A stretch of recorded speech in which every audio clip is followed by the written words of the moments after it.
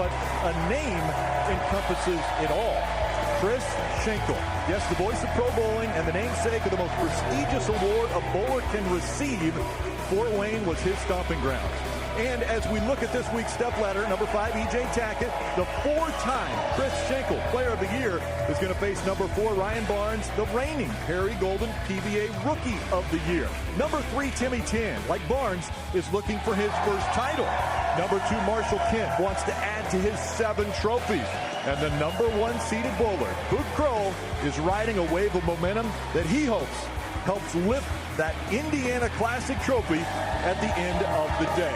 Hello, everyone. Rick Allen alongside Kyle Sherman. All right, Boog Krol, number 1 seed. Big things come in little packages. Yeah, Rick, he might have small stature, but Boog has one of the most powerful strike balls on tour, and he is absolutely electric on the lanes. He's going to be fun to watch today. Yeah, and we were able to watch him back in 2024 at the playoff championships where he went up against Jesper Svensson, and Krol needed a mark ace to strike to clinch the win. It was his second career win and second of the 2024 season. He won the PBA Delaware Classic as well. All right, that may be the undercard as far as that number 1 match when we get there. I think the biggest match that we're going to see today might be the very first one. Number 5 against number 4, Player of the Year versus Rookie of the Year. Yeah, we have a guy, E.J. Tacket, who's the man. He's done almost everything. He's starting to chase records. We have a guy, Ryan Barnes, who's starting to get his resume started, get his career started with the first title today. And you've got a 33-year-old going up against a 23-year-old. Let's hear from the 2 participants of match number 1. They're standing by with the 3rd member of our team, Taryn Hatcher. All right, so Rick mentioned it, but we've got reigning Player of the Year, reigning Rookie of the Year. Ryan, I know you said that if you can get past this guy, you can get it's confidence that you can get past anybody. The question is, how do you get past this guy today? We're going to have to bring our best. We know he's one of the best players on tour, so we're going to go one shot at a time and see what happens. You feeling your best? I'm feeling pretty good. There we go. All right, EJ. Now, last week, I know when I talked to you after you bowled, we're not in the happiest of places, but you're essentially home. We heard the EJ chants before you guys started warming up. How are you feeling coming into this one? I'm really excited to be able to bowl in front of my hometown crowd. It's going to be loud. It's going to be awesome. I'm really looking forward to get out there and try to throw some strikes. And I know it's going to be a tough match. Ryan's going to bring the heat, and so I'm going to have to throw a bunch of strikes to be in contention and try to win this match. Extra motivation to show, hey, the vet's got it. Well, maybe a little bit. We always joke back and forth, but Ryan, he's a really good kid, and I'm glad he's out here, and I'm glad to see him doing well. All right, well, we'll see what this one holds, fellas. It is going to be a great match. We know that already. Let's look at the oil pattern, that hidden element they have to go against. Yeah, Rick, this week we bowled on the 39-foot oil pattern. You're going to see players maybe start around 3rd arrow. You see the orange line there going pretty straight, but very quickly, guys are going to jump into that yellow line and even get a little deeper than that as this match progresses. There's a high-scoring oil pattern, and players are going to really get deep, create big curves, a lot of hook, and you're just going to see these players cover a lot of boards as these power players take the lanes. Number 5 versus number 4. Let's let the bowlers introduce themselves. I'm Ryan Barnes. I'm from Denton, Texas. I'm a national champion at Wichita State, and I'm your 2025 PBA Rookie of the Year. I'm E.J. Tacket, and I'm on the stepladder again this week from the number 5 seed, trying to run the ladder. I'm going to take home that championship in my home state of Indiana. An interesting call here. Ryan Barnes obviously wants to finish on the right lane because he has chosen to start on the left lane. The high seed gets to make that choice. Yep, looks like Ryan sees something on this pair where he's electing to finish on the right lane, so he probably likes that one a little bit more. So let's see how Ryan starts off this match. With a strike.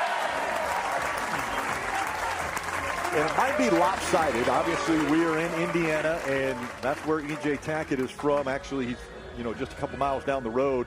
Calls this one of his home centers. So there's going to be a lot of people cheering for E.J. Tacket here.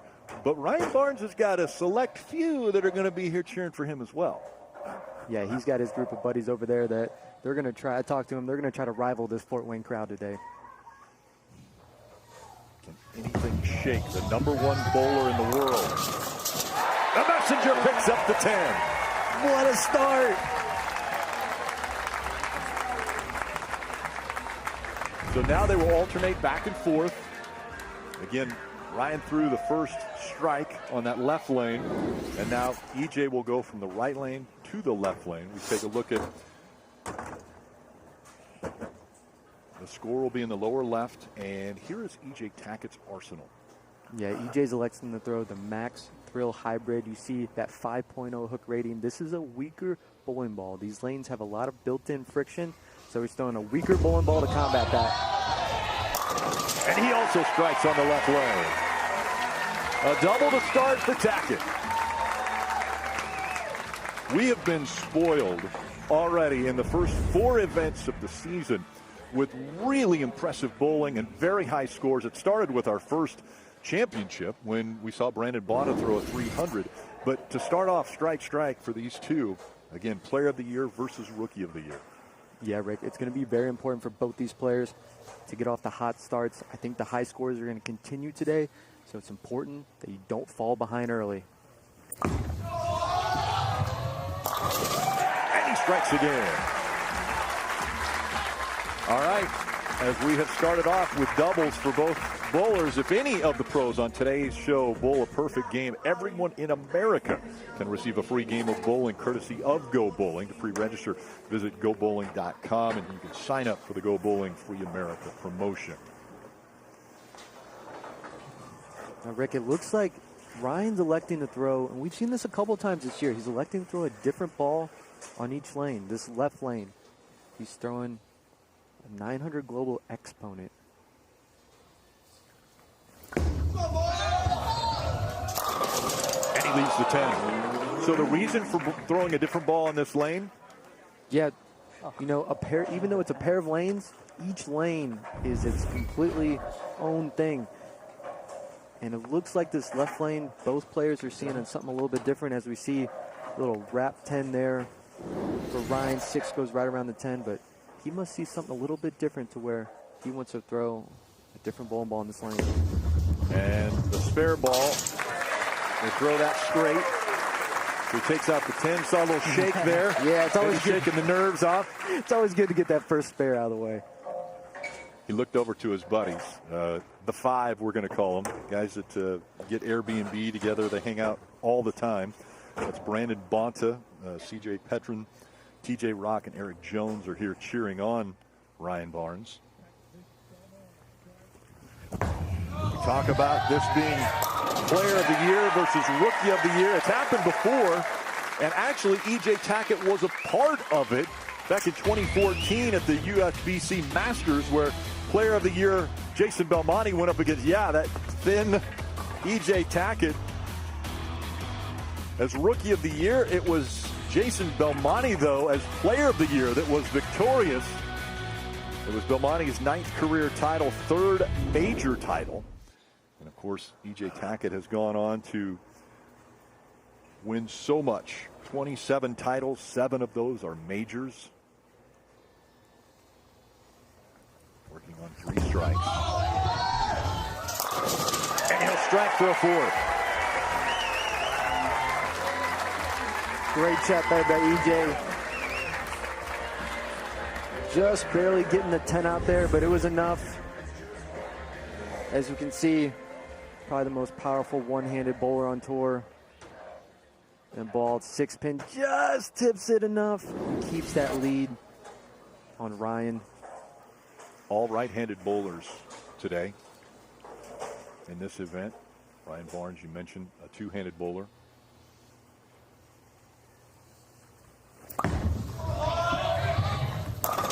And a little high on the head pin, and he will leave that 4-7. Slow.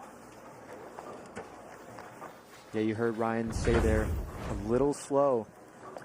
These players have to be so precise, even on a higher scoring pattern like this. He hit his mark even at the arrows and down lane, but his ball speed was off enough that it caused that ball just to hook a little bit too much and go through the face. He cleans up the spare nicely.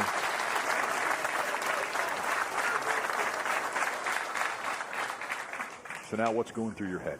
You're going up against the #1 bowler. You see his father, Chris Barnes, Hall of Famer there watching on. He said his dad's going to be helping him, obviously. Loves to follow in his father's footsteps. But what goes through their head right now when he goes up against the number 1 bowler and he's got 2 spares? Yeah, I mean, when there's so many strikes being thrown today, you're already at a little bit of a disadvantage already. You need to really come back right here with all 10. Brooklyn, and he's going to leave the 6th. Does that not carry?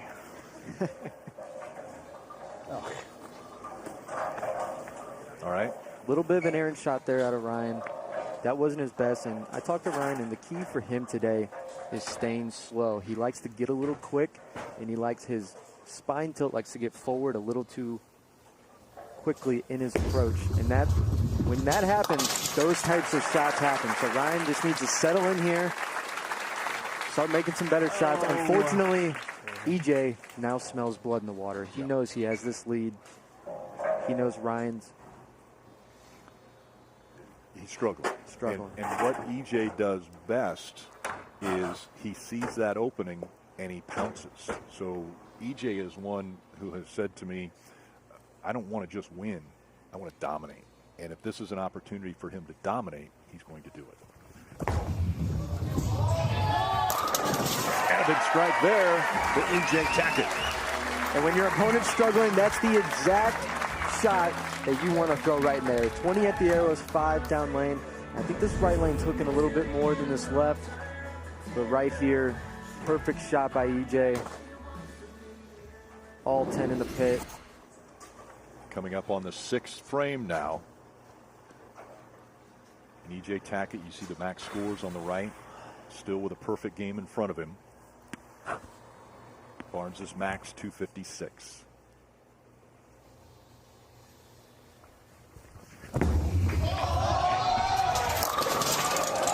Oh, and the messenger grabs the 10 pin, but the 7 stays. Yeah, good break there for EJ. You see he's a little right at the arrows on this left lane compared to the right lane. You watch these players warm up. And this lane is just a little tighter down lane. So the ball doesn't want to quite go through the pins as well, and you're going to see pin action like this. Gets lucky there, knocking the 10 pin out, only leaving the 7. Very makeable.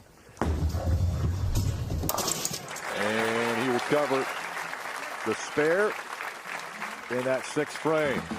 So Tacket maybe opened the door just a bit for the reigning Rookie of the Year in Ryan Barnes, but he's going to have to get ready for strike after strike. And by the way, that's the Allen County War Memorial Coliseum. It was home to MDA's Fort Wayne Pistons from 52 to 57. And in 57, they became the Detroit Pistons. How did the name Pistons come up? Well, the owner of that team was named Fred Zollner. He owned the corporation, the Zollner Corporation, which manufactured pistons. So that's how the Pistons were named. And we're back here inside of Pro Bowl West. And Ryan Barnes, a little bit of a hole right now, but an opening. Tacket just spared in the 6th. Ryan Barnes needs a strike. And he gets it. While they were here, the 5, including Ryan Barnes, visit a historic site here, Taryn. Yeah, they headed out to Fort Wayne. Famous hot dogs. Look like the protein paid off there for Ryan Barnes. It's a Summit City staple for more than a century, serving Coney dogs up from its original location since 1914. By the way, CJ Petrin walked away as the group's Coney King, downing a total of 8 dogs. And I do want to mention the 5, a self-appointed name that we learned about a few hours ago from these boys. Previous to that, they were the Spare Bears for about an hour and a half before they landed on the 5, fellas. They were never the Spare Bears. We had a lot of conversation about it. And that got voted out quickly. And this is not what Ryan Barnes wanted to see on that left lane. Yeah, a shot that I think Ryan, he liked that more, but whatever. But this is a tough spare. He's going to have to hit the left side of this 2-pin, get it to deflect into the 10, and then somehow get something to come back and hit the 8 over here. Very tough spare, but possible. Oh, he did backup ball, and he picks it up. He did a backup ball and picked up the spare. Wow. Okay, now, a lot of people are going to say that might be the most incredible spare they've seen. And this one is a great one. I mean, a right-hander throwing a backup ball. I'd like to say you can't draw it up any better, but wow, that is unbelievable. That is absolutely textbook. He's like, holy cow. Yeah, mind blown. Okay, and we're going to show you in just a little bit. That's not the biggest spare that Ryan Barnes has picked up over the last 2 weeks. I think that's one of his skills. EJ stepping up here. And he's going to leave the 10-pin. You can see that ball gets a little wide down lane. These players are trying to get to about the 4, 5, 6 board. This one gets to about the 4 board. It comes back, just leaving a ringing 10. And in order to get that 10 pin out today, it's all about touch. It's all about getting your hand in the right spot with the right speed. EJ was just off a little bit there. Recovers. And so again, this advantage stays with EJ Tacket. But now a second spare for Tacket. And after what Ryan Barnes just did on that spare. Yeah, a little momentum shift to Ryan with that spare pick. And we see EJ Tacket was able to sneak ahead of Bill O'Neill by 14 pins in the elimination round. And he leaves the 10 again. Ring 10. Yeah, you can see EJ a little confused on that one. That was a little better shot. EJ really doesn't make 2 bad shots in a row. That 6-pin wraps right around the 10 there. See, just a little confused. And that to me speaks that he might be thinking about a different ball here, because that was a really good executed shot as he spares the 10. So he covers it. Little smile there out of EJ. Still has the advantage as far as max, but that means that Ryan has to start striking. Yeah, Ryan still in a little bit of a pickle here. Down 31. Needs to throw a double. Stepping up in the 8th. Try to start cutting into this lead that EJ has. Look a lot. And a strike. He needed it and got it. Okay, I mentioned the conversion of a spare. Let's take a look at our Bowl TV highlights. Last week at the Groupon PBA Illinois Classic, the Big Four. Take a look at this. He picks it up. Only once in the history of televised bowling has that split ever been covered. Again, that was the televised version by Walter Ray Williams Jr. back in 2005, the PBA Atlanta Classic. But that's how big of a pickup that is if you can pick up the Big Four. He did it, and then we saw him pick up 2-8-10. Yeah, that was huge in this event. This kid can pick up anything. Now, 9th frame, down by 31, max score of 236. The last shot in this lane, 2-8-10. Ryan's got to settle in, and he's got to believe in this shot right here and trust it.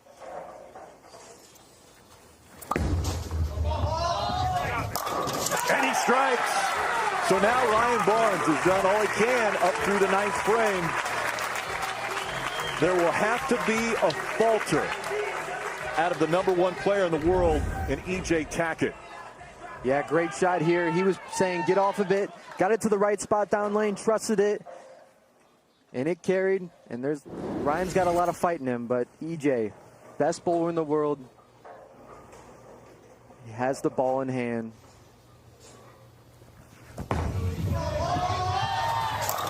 And he strikes convincingly.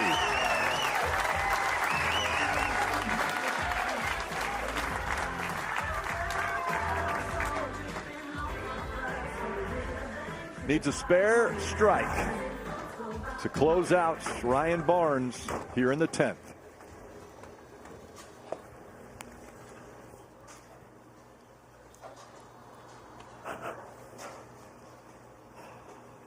Spare and a strike.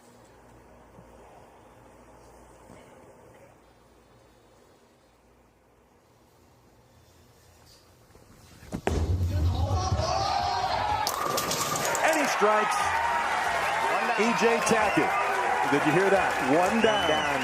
He's already looking at running this stepladder. And with that strike, we just saw Brett Spangler bring in another ball for him. Yep, gonna try out another ball here. The match is locked up. we heard EJ actually during the commercial break talk about adjusting the surface on his ball in case he won. EJ, just from his demeanor today, I mean, he's dialed in. He's looking to run this ladder. And you could hear him say 1 down. You know, he's not looking forward, but, you know, this man made some shows this year, hasn't gotten into the winner's circle yet. And we're going to see a very dialed in EJ today. So EJ has locked this one up. He's won the first match, and once again, it's Player of the Year that is bettering Rookie of the Year. And he'll actually pick up the spare. They congratulate each other. Next up, it's the Malaysian sensation. Yes, Timmy Tan. But first, we're going to check in with Anthony Simonson, and he was last week's winner. So Timmy Tan, looking forward to the next match. Anthony Simonson on the other side of the board. Yeah, that's him on the forklift.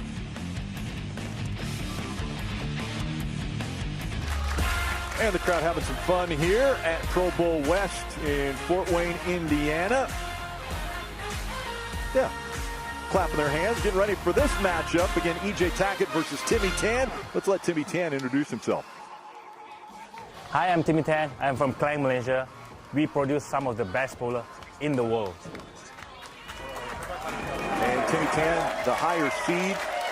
Once again, the higher seed has chose to bowl first. So Timmy Tan will start on the left lane and bowl that first frame. Tan Chai Churn, by the way, is Timmy Tan's name.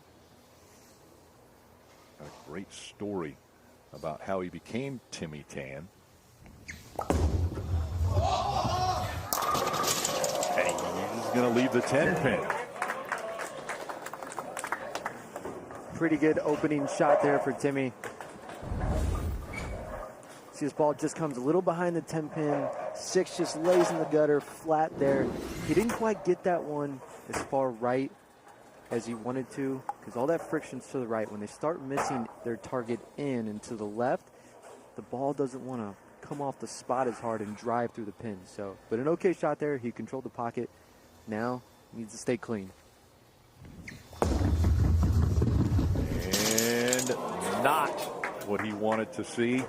Misses the single pin, and an open frame to start for Timmy Tan. Yeah, Rick, this is just all nerves right here. Remember, this is only Timmy's second TV appearance. You know, he probably has maybe only missed 1 or 2 10 pins all week of bowling, but getting on TV, the adrenaline's going, trying to settle in. It's a whole different environment. Now, this is not what you want to do, is give EJ an early break. Really capitalize on it. He leaves the 10 pin also.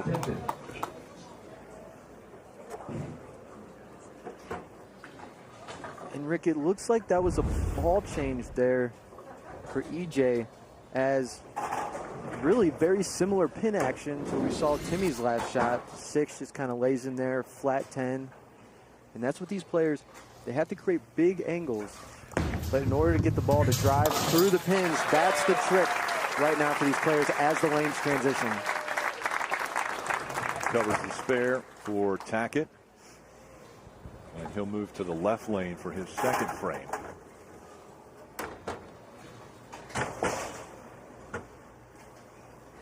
EJ Tacket, we mentioned, runs a bowling center, Easy Bowl in Bluffton, Indiana. Just up the road.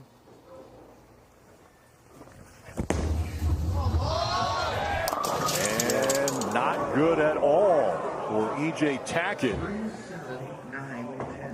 A big split for EJ. Yeah, this is a split you do not see very often here.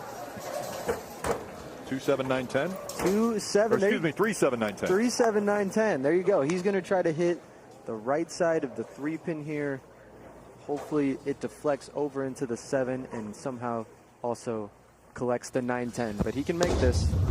Lofts it out there, and he gets the 2 in the middle, but leaves the 7-10. So an open frame for E.J. Tacket,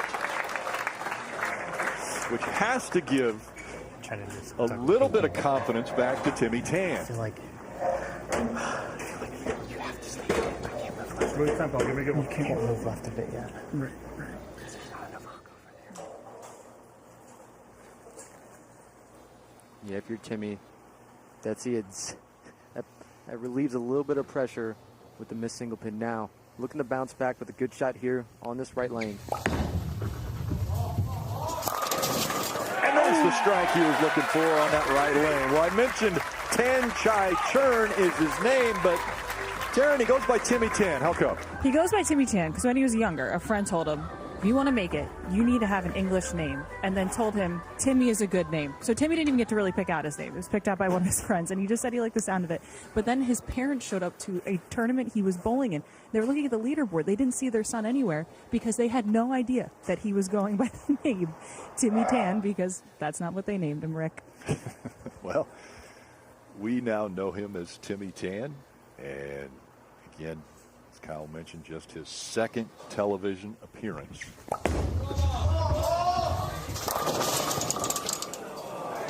And he leaves the 2-pin. So, interesting delivery for Timmy Tan. Yeah, we take a look at Timmy's side profile here, 5-step delivery, but this is what we want to look at. Look at this backswing. It is completely perpendicular with the approach. Probably the highest backswing on tour. And then he's able to get his hand right under the ball at the release. Great wrist action. I mean, such a beautiful release. He told us he wanted to bowl on the PBA since he was a kid and was watching videos as a kid growing up. He picks up that single pin. Watching videos of Chris Barnes and Tommy Jones, he said, I must have been watching them from the wrong angle because I thought they had that really high backswing. Yeah, especially Tommy's known for that high backswing, but I think Timmy outdoes him there. So EJ trying to focus once again after the open frame. And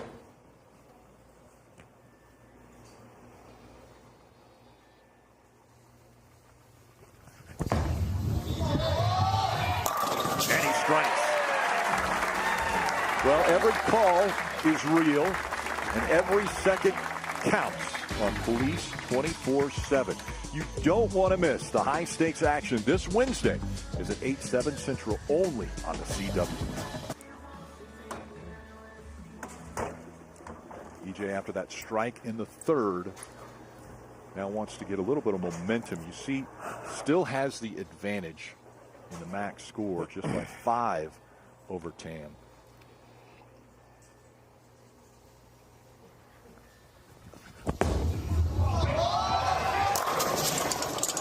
And does the messenger get it? It does!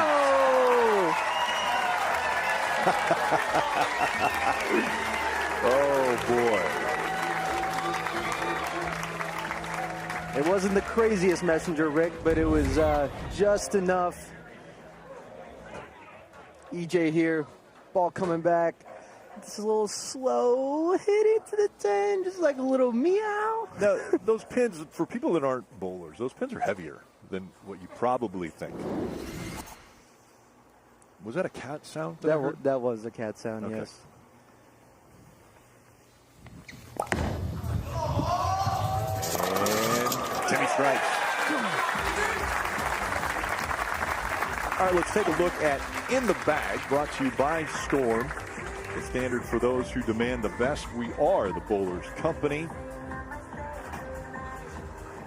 Let's take a look at Timmy's arsenal here. He's throwing the Gremlin Tour X. You can see that hook rating 7.5. It's a middle-of-the-road bowling ball, and it's built for control. Oh, he's making a ball change on this left lane. He looks like he's going to a phase 2 Pearl, and he's hoping when he gets the ball to the right here that this ball responds much more off the friction.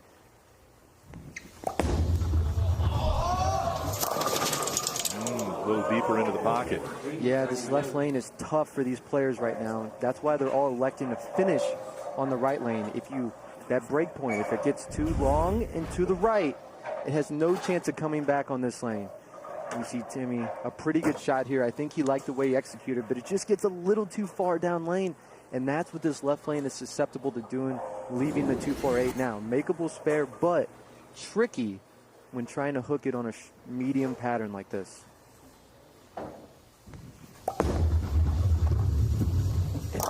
And he picked it up. You were a little nervous about it. I knew he had it. I guarantee you off his hand, he did not think that he picked that.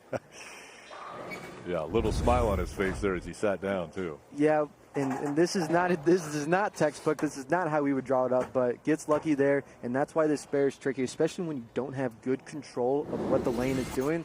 Hooking across that spare on this pattern is tough. Now, EJ looking to kind of extend his lead here with a strike in the 5th.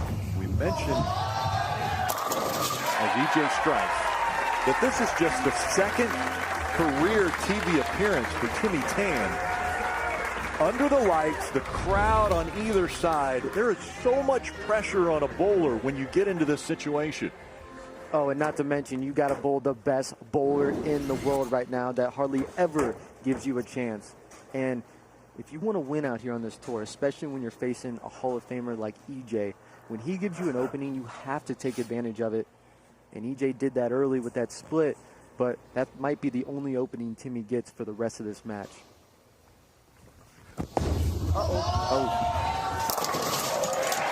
Uh-oh, apparently works for EJ.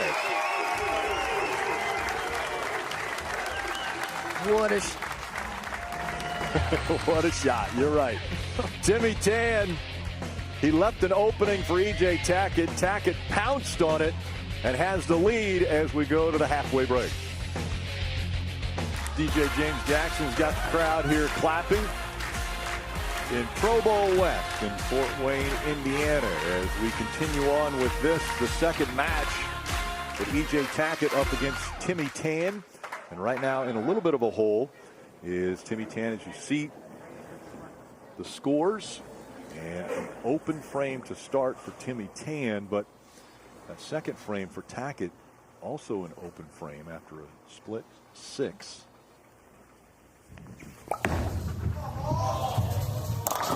And a little high on the head pin. He's going to get the 10 to fall, but the 3 stays up.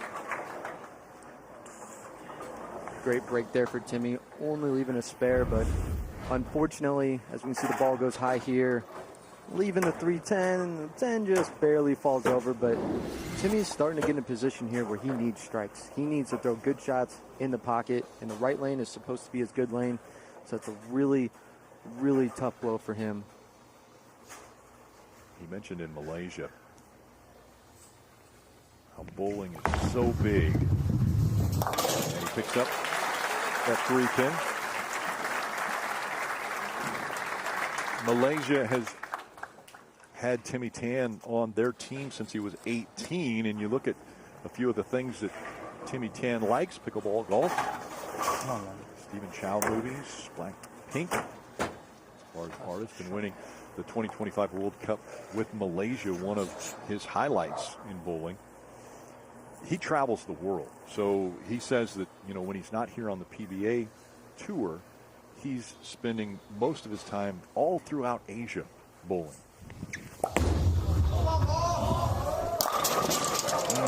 Ring 10. Much better shot on that lane for Timmy. That was actually another ball change going to a storm. What was that? As we see, gets this ball out to about 2 down lane. He liked that one. Going to a storm, I think it's IQAI. That ball responded much more off the friction, but that left lane's been the tricky one to not only get to the pocket, but strike. And he got the 10 that time. Well, just a reminder that all our stats come from Lane Talk. And if you want to take your bowling to the next level, head to lanetalk.com. I follow them all the time during the week as far as qualifying rounds. And that's one of the other things we have got to talk about. The qualifying and the elimination and how these bowlers get here is unbelievable. I watch it on Bowl TV each week. Oh. Wrap 10. Yep. That's what these players are going to battle today. But yeah, on Bowl TV this week, you could tune in, take a look. I mean, we watched EJ and Hall of Famer Bill O'Neill battle it out the last 3 games of qualifying, where Bill O'Neill actually averaged 250 his last 3 and fell out of the show. These guys were so dialed in. It was so fun to watch. Really was. And he picks up that spare. So a lot of pin action and maybe a little bit of luck for EJ. You got to have it when you want to win shows, no matter how good you are. Little slow messenger 10 there. This one, he thought he missed the head pin, but gets a little light mixer, and that's when you know that your ball is doing the right thing. When you can get those off hits, you can relax as a bowler and start stringing strikes together. And that's a lot of the difference we see between Tacket and Tan right now as we enter the 8th frame. EJ up by 26.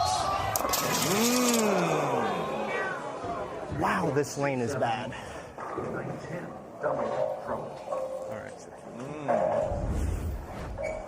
And this is 4 through the middle here. EJ misses just a little bit. Wow. Inside of target, down lane. He thought that was going to hold a little bit, but it rips loose, only getting 4. And this gets interesting. That's really bad count on a spare. This is going to more than likely be an open for EJ. And now we have a match. Yes, we do.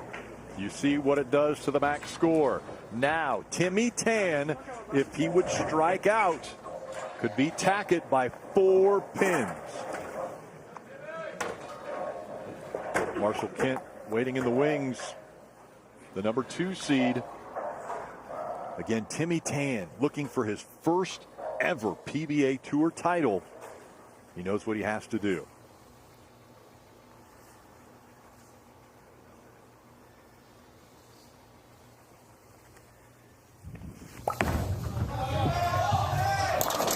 And the kick gets the strike. Huge shot there for Timmy, as he's looking to take a re-rack. This is good lane, the right lane, about 20 at the arrows. Trusts it out there, gets it back, gets the pin action, and little fist pump there. Now, the left lane. that was all fun and games. But this left lane has been the tricky one for all the players. You've heard EJ on his last shot say, wow, this lane is bad. These players are feeling like they don't have a lot of miss room. Even when they get to the pocket, they can't carry. So this is a huge double for Timmy right here. Big shot.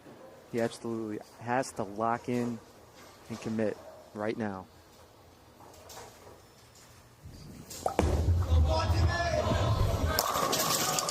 Oh, leaves the 9 pin.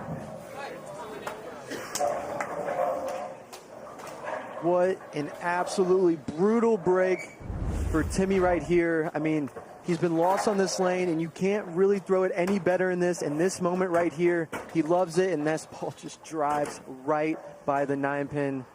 So I want to look ahead, though, because strategy could come into play here in Timmy Tan's favor.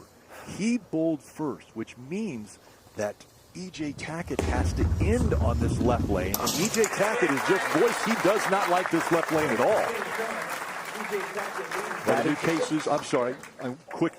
That is why it's an advantage to be the higher seed and be able to pick the lane that you want to end on. So EJ's coming up next. New cases, new twists, and a partnership like no other. Don't miss an all-new episode of Wild Cards tomorrow. That's 8/7 Central right here on the CW. Here comes EJ Tacket. 9th frame. And he strikes. EJ Tacket now goes into the 10th frame on that left lane. And remember the last time he had split 4. Yeah, just gets to 10 the fall there. The ball's not quite driving like he would want to. These lanes they're getting a little ugly for these players, and they're going to have to battle this transition. Now EJ needs to strike in 8 pins to shut out Timmy on his bad lane. Last time up, he got 4. Right. Yeah, so nothing is a guarantee for the Indiana native as he steps up here for his first ball in the 10th frame.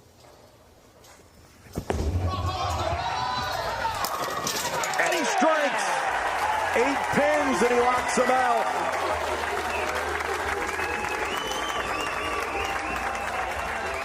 And a big show of emotion there for EJ. Yeah, he knew that was the big one. Much better shot in this lane. Got to about 4 down lane. Gets the love on the 7 pin. Asking for a re-rack. Job's not finished, though, here. Still needs to get good count. I mean, he, in the back of his mind, he got 4 one time on this lane. So he's still thinking, all right, settle in. One more shot, he said. 2 open frames for EJ Tacket. Very uncharacteristic. And he gets the 8 pins. 9 of them will do it. And EJ Tacket has now blocked out Timmy Tan. And so EJ Tacket makes another step up the ladder.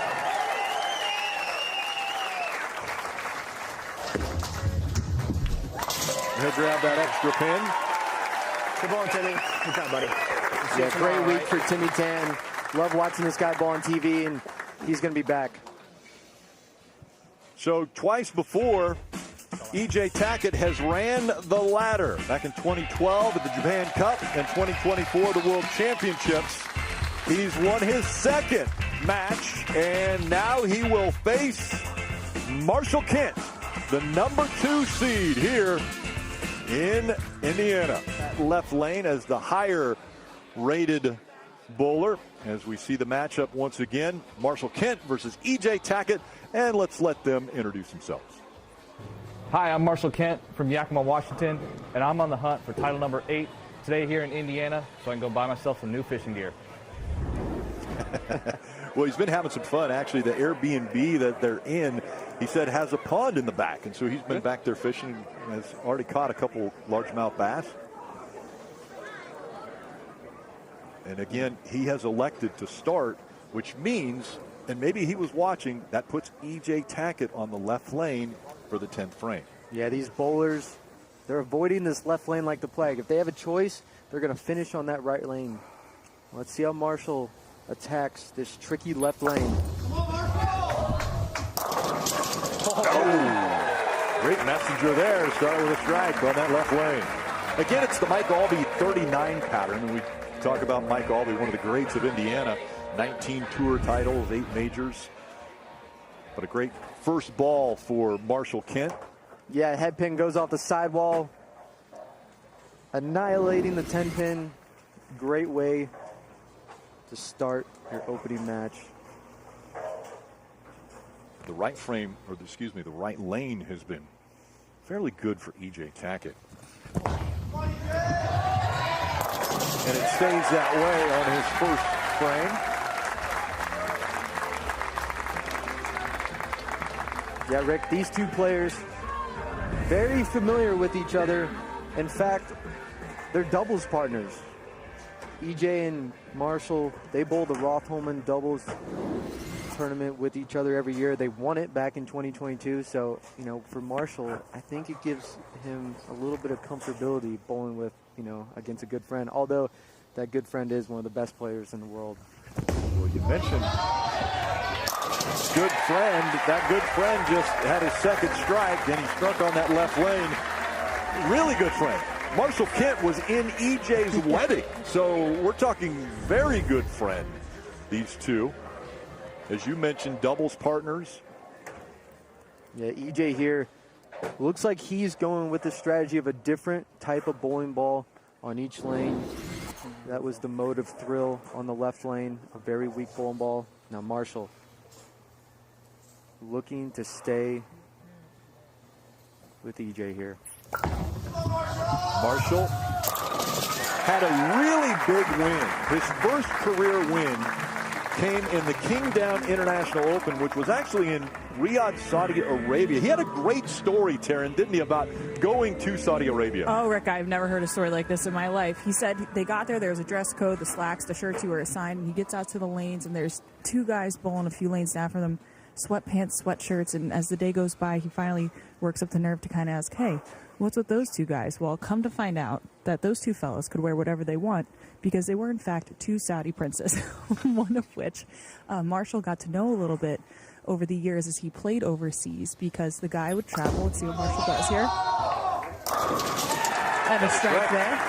Because as Marshall would travel from tournament to tournament overseas, so would this one Saudi prince who loved bowling. And how did he know it was the same Saudi prince? Because that Saudi prince would send his pink Lamborghini to every single stop that he went to go attend. So Marshall and the Saudi prince with a pink Lamborghini, a tale as old as time, Rick. And they were able to bowl in sweatpants. I thought it was great. Marshall was like, man, I didn't know why those guys got to bowl in sweatpants. EJ fires back with a strike, and both bowlers stay perfect through 3 frames. Yeah, EJ there throwing a Supra Sport on the right lane, throwing the Max Thrill on the left lane. The ball on the right lane has a little bit bigger core, bigger engine. It's going to read the spot a little bit more as you see the side profile of EJ here. The best release in the game. And this ball here, a little bigger core, going to come off the spot a little harder. On the left lane, this ball a little cleaner. And another strike. 4 in a row for Tacket. Yeah, I think they figured him out, Rick. Oh, you just jinxed it. Did you just say they figured it out? It feels like there's more strikes thrown in this match than the last game, but you know, you give these guys a chance to think it over a little bit. They solve problems pretty quickly. Now, Marshall needs to stay with EJ. He's looking to win again on the PBA Tour. You know, Rome was not built in a day, and neither is winning this title. He's got to stick with them. And he gets the love. He got the love, all right. Yeah, it looks like Marshall took a big step left here compared to the other competitors. He's inside 4th arrow. This is what we thought was going to happen. He's getting away from all the other transition, and Marshall has enough power to really get left, really separate his angles. And this is also when Marshall bowls at his best, when he can be aggressive with his hand. Throw a big hook, he can get comfortable on the lanes. His turn is about like the hairpin turns at Martinsville, and that's what the NASCAR O'Reilly Auto Parts Series takes on. The paperclip at Martinsville Speedway. Again, that's Saturday, 2:30 p.m. Eastern, 11:30 a.m. Pacific, only on the CW. And he gets the left lane as well. Marshall Kent stays perfect through 5. Great shot there for Marshall. Ball comes in a little light here. The 7-10 was standing there for a second, but again, a little love on the 7-pin. This is huge for Marshall. When he can get out to a good start and get comfortable mentally, Marshall really has success. Him putting the pressure right back on EJ, absolutely huge for his momentum. Didn't like it.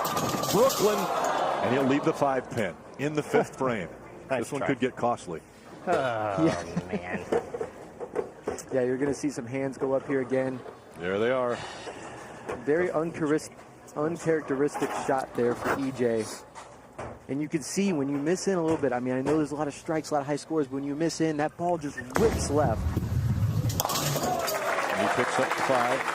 Even though these players make this pattern high scoring and seem easy at times, I guarantee you it's not. They have to have good feel. They got to trust it. Gee whiz. He just gave us a gee whiz. Yeah. Is that an Indiana term? Gee whiz. That deserved a gee whiz. Yeah. All right. He knows Marshall is bowling very well and did not want to open the door for him. Now on this left lane, he strikes. For EJ Tacket with a spare in the 5th, fighting against his friend Marshall Kent, who will advance. Stay with us.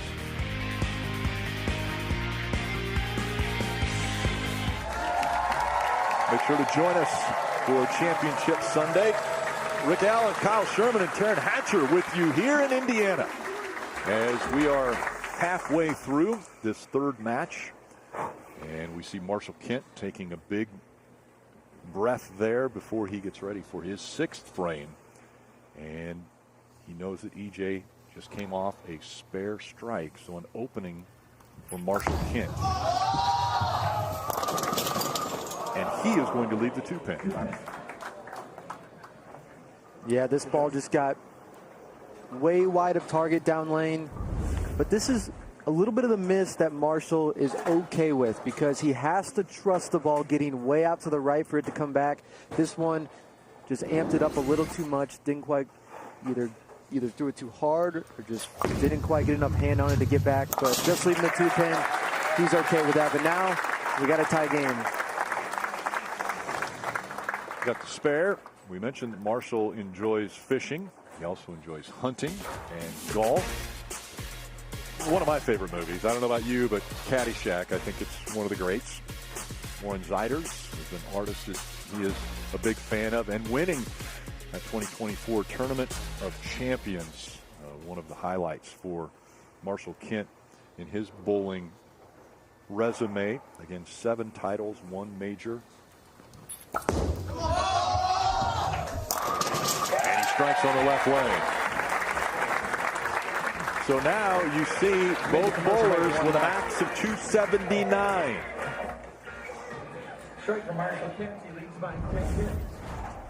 Yeah, Marshall here, almost a little 4.5 step delivery, just barely moves that left foot. Extremely powerful player, and Marshall's a guy when he gets comfortable, when his physical game feels good, he can strike with the best of them, especially this guy right here. EJ will strike on the right lane.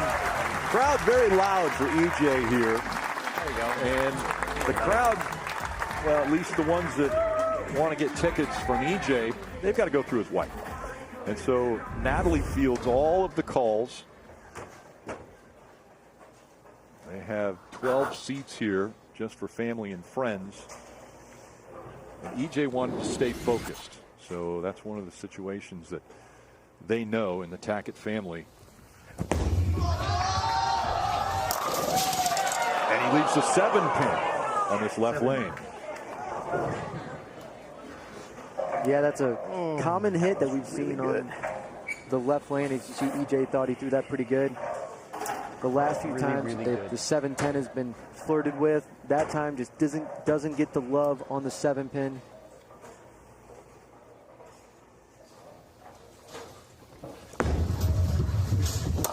He picks it up. And now you see the max.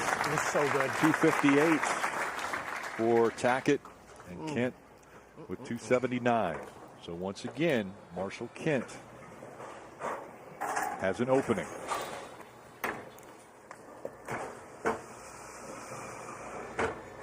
Yeah, it's a big shot. He needs to keep his lead on EJ right here. You don't get a lot of openings from the best player in the world. He has a good idea of what this lane is doing. And right now, it's just all about execution. Great ball there for Marshall Kent.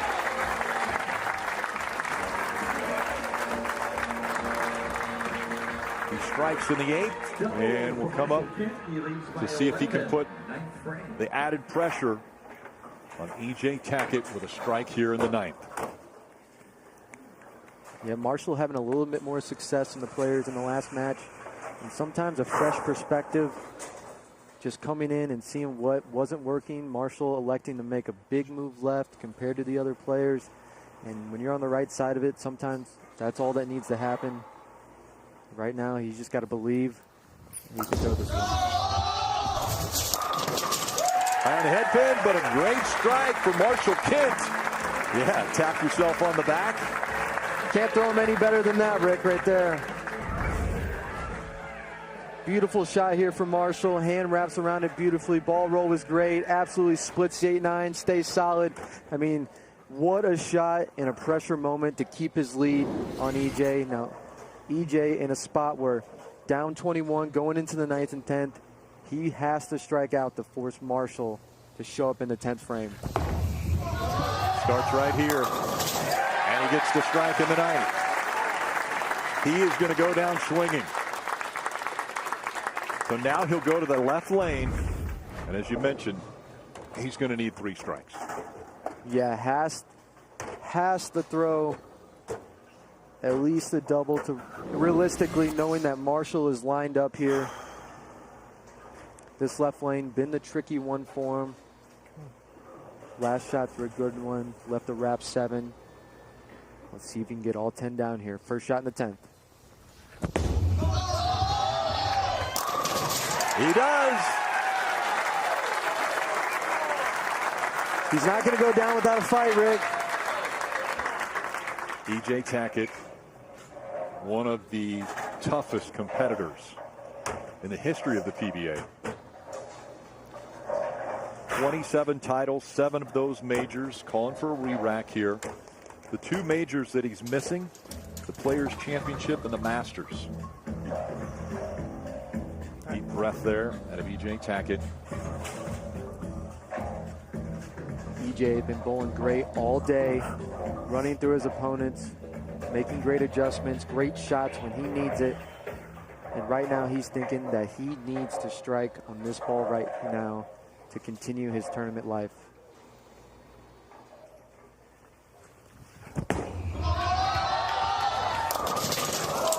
High on the head pin. It worked so hard on this lane, it was going to happen sooner or later.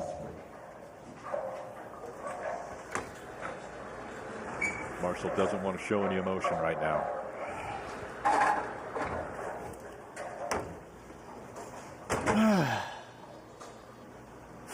See some emotion coming out of EJ there. He wanted to win so bad in front of his home crowd. This lane, the tricky one, he felt like he really had to create it on this lane. It wasn't easy.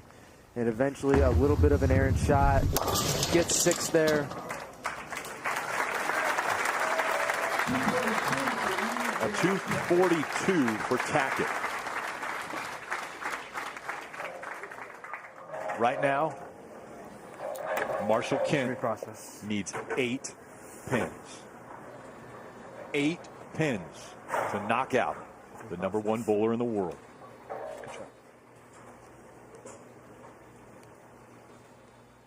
And his friend.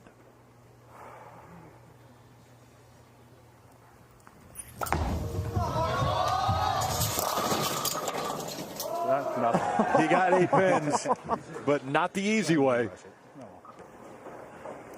Yeah, lucky to clip the head pin on that one, but does defeat EJ. Not the way he wanted to finish this game. No, it's not going to build any confidence for him, but he threw a lot of good shots.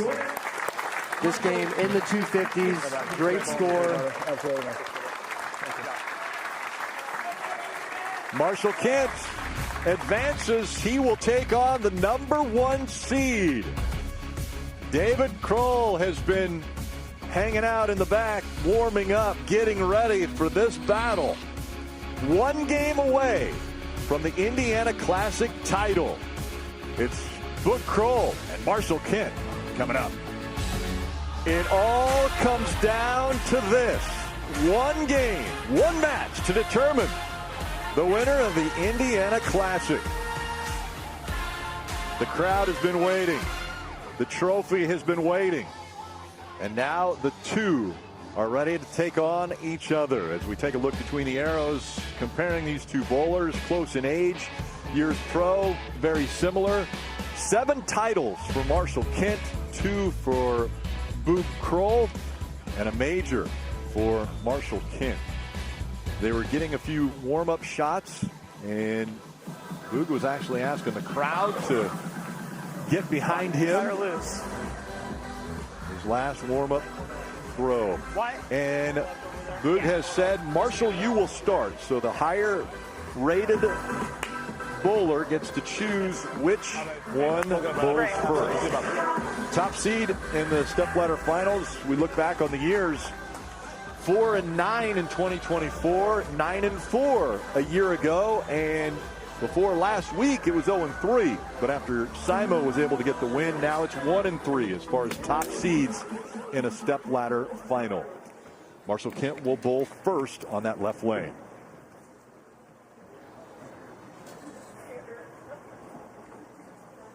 all the way back to last week.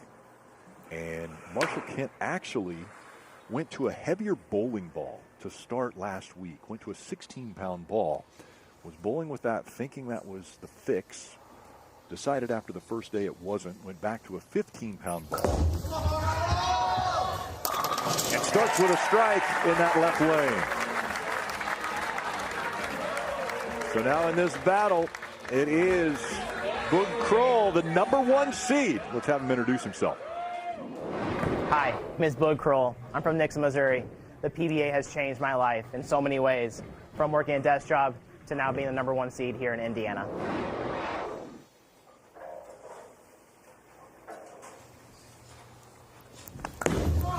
Two-handed bowler, and a little deep in the pocket, and a tough leave already. 2-4-10. Yeah, Boog coming up light there. You can see the two-handed delivery of Boog. Gets going, plants at the end. So much power coming out of Boog. Electing to throw urethane right now, which is interesting. We saw the other players throw reactive. Just missed picking up that 10-pin. So, Did this all week. Let's fight for it. This is tight lane. you can see here Boog throwing the black pearl urethane, 5.0 hook rating. The weakest ball in his bag. It's not going to shape a whole lot. He's electing to throw a ball that he can really be aggressive with at the bottom, give him some control. I thought he was going to throw reactive and play more of a big hook like Marshall, but he must see something in this urethane ball that's making him feel comfortable. And straight on the head pin there. You're telling me. Fuck, Boog. Leaving that right side, the 3-6-10, 3-6-9-10 actually. Yeah, this is a tough spare. First time he's left this spare all week. And this is one of the hardest makeable spares for a bowler. It's hard to get that 9-pin in the back. You have to hit the 3-pin, the front pin just right.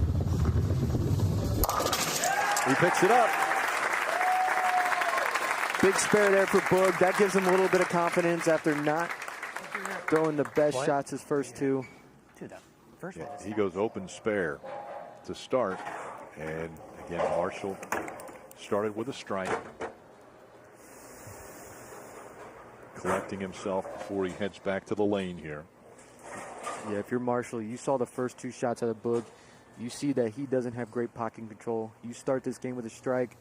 Second frame here, has a chance to start with a double. Really put the pressure on. Right out to almost the one board.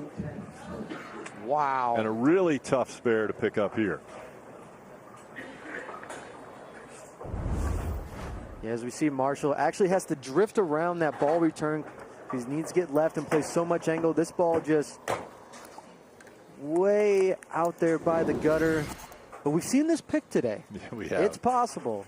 2-8-10.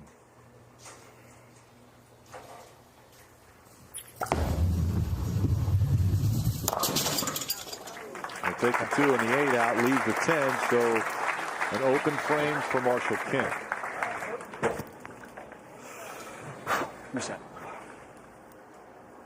I asked Marshall, are you a cool bowler? When things get hot, you keep a pretty level head. His response was, I'm as cool as a bonfire. Yeah, Marshall's, and like we all have, we get out of whack at times when things aren't going right. When Marshall can dial it in. I mean, he can strike with the absolute best of them. Now, looking to rebound after an errant second frame. Leaves a 7-pin. Shot. Yeah, it looks like he might be starting to lose his ball reaction. The last game, he was throwing this ball. It's a zero mercy solid, as we can see. This ball looked pretty good. Gets light in the pocket. That 7-pin on that lane's been tough to knock over, but he's throwing a really strong, aggressive ball. Other players were throwing weaker bowling balls. It gave him an advantage in the last game, but he might have to go to something different. Ooh.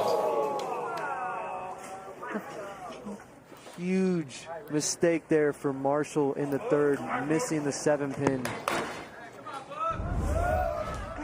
As we can see here, I mean, it looked like it moved a little bit. Just nicked that 7-pin. And a huge mental error, giving Boog a huge break early in this match. Can he take advantage of it? The 8 falls, but the 2 stays.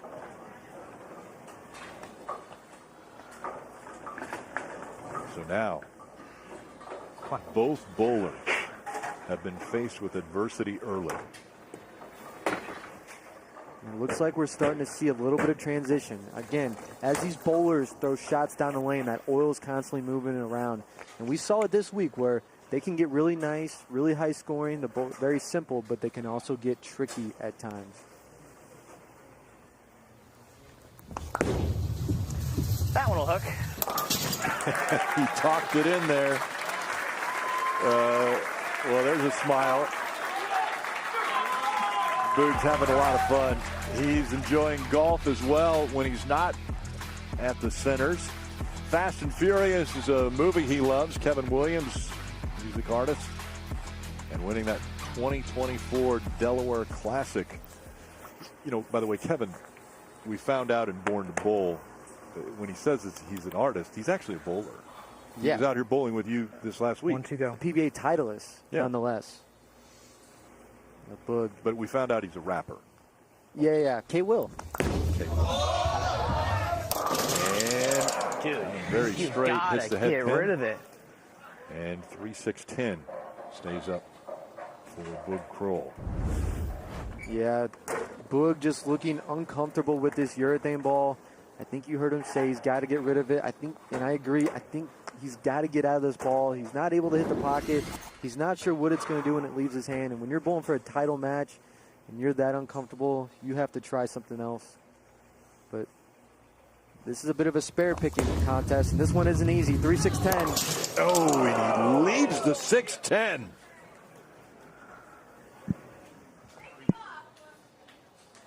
That silenced the crowd. They don't know how to respond. Yeah, we got a little bit of a, here, you take it, you take it, you take it. A little back and forth here. You guys copying each other? Yeah. Or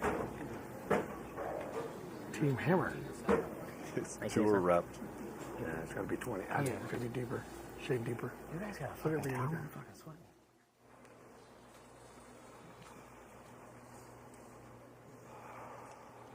The Marshall ball change on this right lane.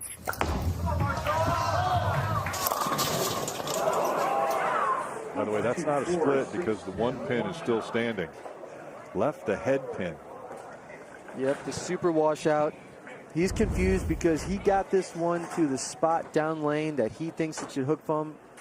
Marshall has so much rev rate and power that he can generally get the ball to come back from anywhere. But that one did not react like he wanted it to.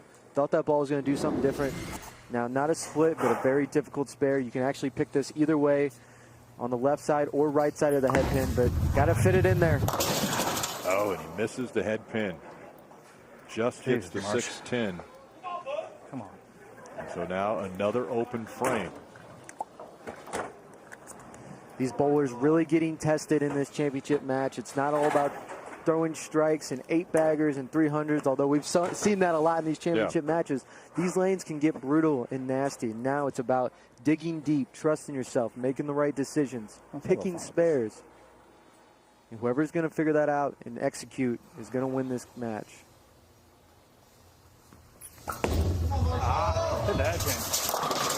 Missed the head pin again. We saw Marshall go up against the #1 bowler in the world, E.J. Tacket, one shot this game. take him down. And now, when the title is on the line, Why can't you just commit to one shot? Marshall has missed the head pin twice. Yeah, for Marshall, this is becoming a mental battle with himself. He has to settle down. You hear him talking to himself, but the job is picking this spare right now because Boog isn't lined up either. And he does pick up the spare. And in a great spare. Right now, picking up a spare is pretty impressive here in this final. You know, Marshall there, you saw him kind of miss both ways. Missed Float it. right on the right lane, way left on the left lane. Shows you this pattern is not easy. It's like we never left. Yeah, raise them. Come on. There's the 5-pin. He asked everybody to raise their hands. Like he never left. Boog known for throwing a couple Brooklyns on TV. Now, this 5-pin, not an easy one when you haven't had control of the pocket. Gonna throw his spare ball smartly at this spare. Shaking his head. If you're not familiar with bowling, if you leave the 5-pin, that's why everyone has their hand up, showing 5 fingers. He does pick that one up. There's Hazel cheering him on. That's his wife. After the show, make sure to head to the PBA social media at PBA Tour for the Go Bowling post-game show presented by AMF. Boog getting out of urethane, going to reactive. This is a track theorem. You hear him say, float it, trust it. He's got to get to this ball to the right and trust that it's going to come back. Head pin, and he gets a strike. I've seen this story left before. to the head pin. I've seen this out of Boog before. When he starts carrying Brooklyns, it's not good. He didn't trust this one. This is such a huge break. A shot this errant really has a good chance to split and leave something that you can't spare. Instead, he walks out with a strike. And both players battling the same thing. They have to trust the ball to right with the right release, the right ball speed. Marshall still in this match, needs a strike here. That is 3 frames in a row. He has not hit the head pin. These angles that these bowlers have to create are so drastic. They can make it look easy at times, but it's not. And when your physical game just gets a little out of whack and things start, you know, especially mentally, and adrenaline starts going, it's easy to throw these errant shots. Now, again, not an easy spare right here. Leaves the 6-pin. Another open frame for Marshall Kemp. If you're Marsh here, I would look at probably taking a time. Yep. All right. Just got to connect. He has decided to take a timeout. I don't care if it goes in. Yeah, very smartly here. He's going to regain his thoughts. Come on, you got this. You know, I know he's having a bad game, 69 in the 6th, but he's still very much in this. You know, Boog has a little bit of a lead, but he's also throwing some errant shots, does not have pocket control. So Marshall has to dig deep here, has to find it within himself to reset. He's been able to do it all week. He's had a great week. He's thrown great shots when he needed it, but no other time than right now does he need to throw a great shot. There's a strike.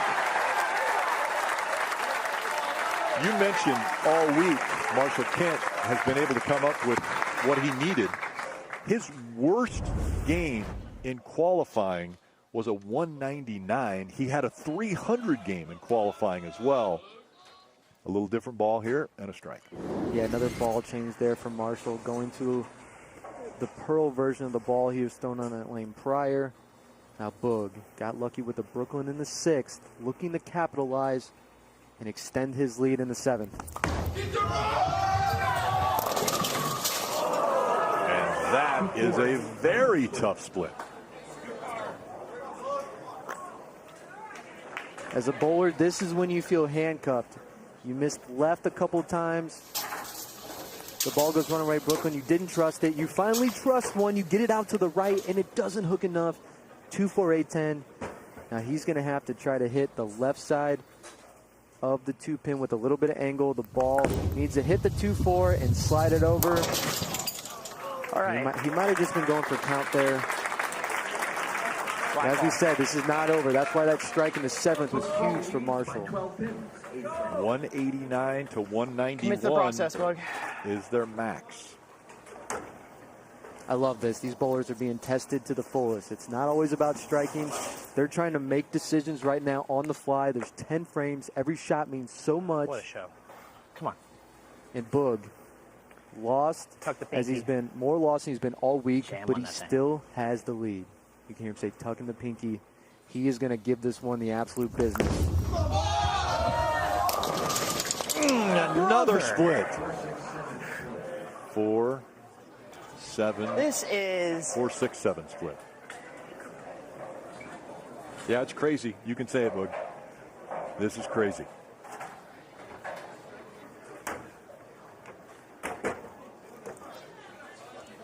So now, brother. are we going for pin count again? Yeah, you're just going for 2 here. Not really able to make this spare. And especially with how ugly this match is, every pin is going to matter so much.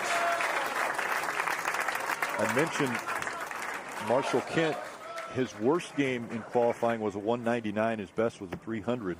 For Boog Krol, his worst game was a 200. He bowled that twice, and a 290 was his best game. So both of these bowlers are struggling to find the pocket. Marshall Kent has been struggling to find the head pin. Yeah, this right lane, just throwing some errant shots, going to the same ball he threw in the left lane. Zero Mercy Pearl, looking to throw with the biggest double of the day. And the messenger picks up the 10. Marshall Kent, 1 frame closer to his 8th title. What a messenger here for Marshall. Dials it in. When he needed it most. Head pin off the, oh, not even the head pin. It deflects into another pin. And smashes the 10. Called for a re-rack. He's 2 frames away. 2 frames away from his 8th title. Another deep breath for Marshall Kent. Marshall's focus went to making the shot as opposed to the results. Let's see if he can make the shot right here.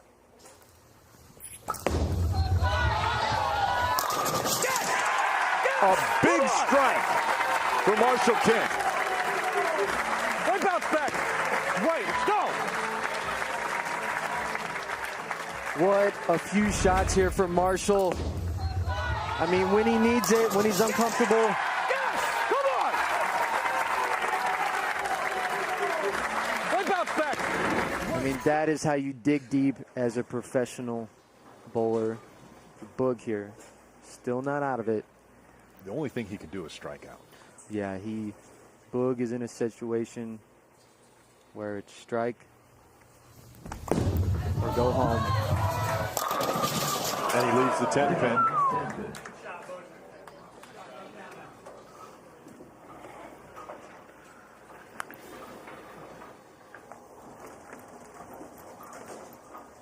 Really a good shot there for Boog.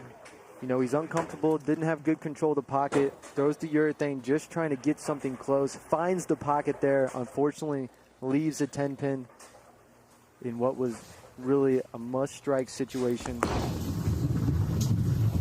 He'll get the spare.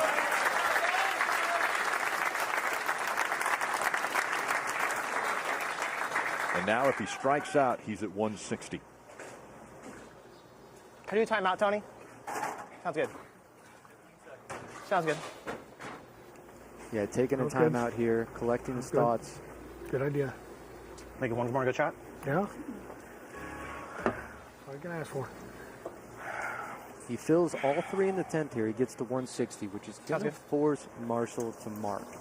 And with the shots that we've seen today, it's still not an easy task Tight with how lane. ugly this Good title shot, match tight has lane. gotten. We've seen Boog Krol smile. We have seen a smile out of him. Yesterday when we talked to him, he was all smiles. A lot of things have changed in his career since he's been on the PBA. And he's got the split here. 479 split. 479 split. Just gift wrapping it. But when we talked to Boog yesterday, saw a little grin there. He said when he started out, he was staying in hotel rooms by himself, and then he realized that wasn't good mentally for him. One he didn't strike. want to be on his own. Brooklyn. He wanted to be with people. So he reached out to Kevin Williams, said, Kevin, you guys are staying at Airbnbs. Can I stay with you? Misses the spare there. Kevin said yes. Now he's got a group of about 6 to 12 that they stay together. And mentally, he says he's a lot better off. He told us yesterday, hey, man, the worst I can do is second. That's pretty darn good. I can't even count that low. I don't even know what the score is. Marshall's trying to figure out what the score is. Yeah, Boog, great guy, great individual. Love to see him bowl well. Got a little lost today, but he is on the right track. Finished 6th last week in Decatur, 2nd this week, going into the Masters. That's a huge confidence. But Marshall, man, I bet if you asked him in the 6th frame if he is going to win today. He's a title closer, by the way, to the Hall of Fame. And that was a big thing for Marshall Kent. If you can get to 10 titles, you're eligible for the Hall of Fame. And now he is at 8. 8 tour titles for Marshall Kent as he hoists that Indiana Classic trophy. All smiles for that man. Our tour coverage, powered by Gold Bowling, continues next Sunday, the USBC Masters. You have been watching the PBA on the CW. We'll see you next week. Marshall Kent wins the Indiana Classic.